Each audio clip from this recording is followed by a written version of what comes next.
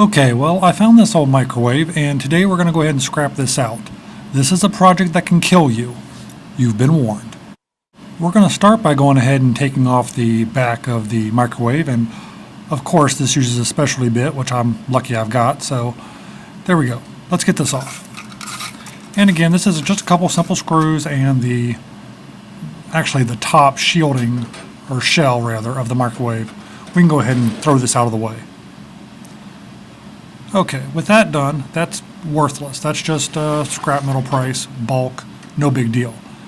It's here, the insides. This is what we want. Okay, let's get started. This is the magnetron. This here's the transformer. Over here's the capacitor. Very, very dangerous. We'll get to that. And this is the fan. That's about it. Actually, I've also got some other little parts. We've got the front panel here. That's got some wiring and some switches we might be interested in as well. This is your second warning. Messing with a capacitor like this can kill you. This one, luckily, has a bleeder resistor on it, so it's a little less dangerous. Anyhow, what we're going to do is go ahead and get these wires off of here.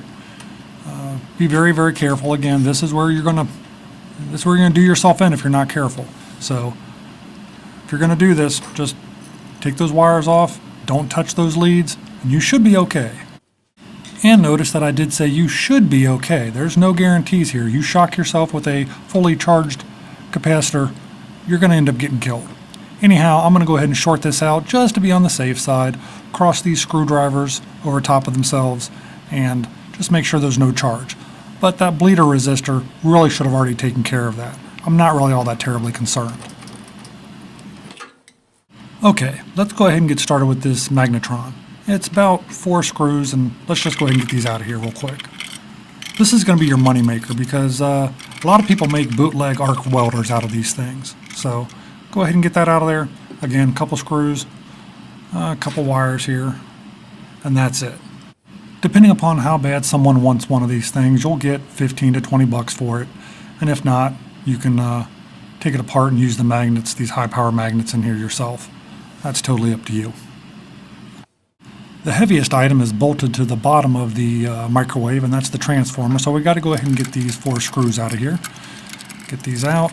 Be kind of careful because that thing's going to be heavy and it's going to want to fall down inside of the rest of it. So undo those 4 screws and then slowly, let's flip it over. There we are. There's our transformer. We'll go ahead and pop that on out of there. These high voltage transformers like this have a variety of uses for all types of little projects that people like to do.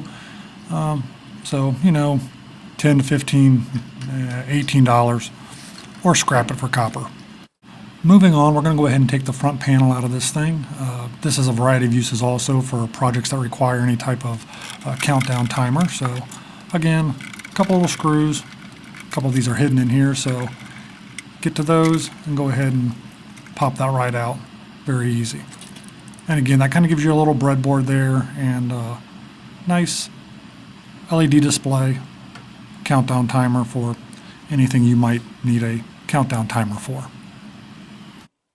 Now we're underneath the microwave. Down here, this is the little motor that spins the plate inside your microwave. Go ahead and get this off. It's not really worth much. A little low power motor, but you never know. You might have a project you can want to use this for. Back on the inside here, we are going to be removing the fan here. And this fan happens to be held in by just a couple little plastic tabs, and it just pops right out. Very easy. These are pretty high power fans. They're great for if you want to build yourself a little ventilation system or something like that. Something to blow the dust off your workbench, or something to suck the fumes out of an area where you might be doing some soldering or welding, something like that. These fans are very useful. I actually installed one in a welder myself once, so very cool. Okay, the last thing I'm going to do here is go ahead and take the rest of this wiring harness out. I'm going to salvage some of these wires for things I'm working on, but inside of this wiring harness is 3 little switches that combined might bring me, I don't know, maybe 10 bucks or so.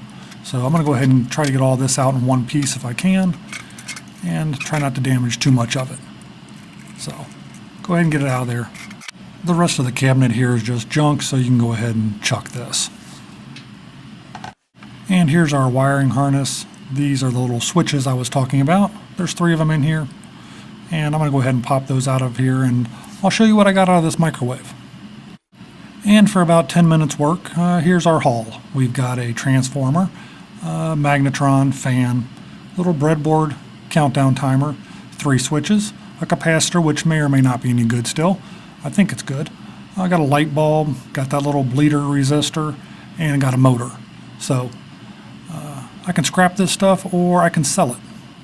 I actually think I'm going to sell it because I think I can get about $50 for the parts that I'm going to get rid of here, which is pretty good because I don't think I paid $50 for that microwave.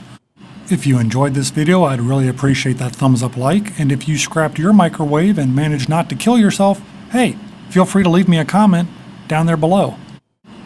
To be honest, I never get tired of the scrapping game.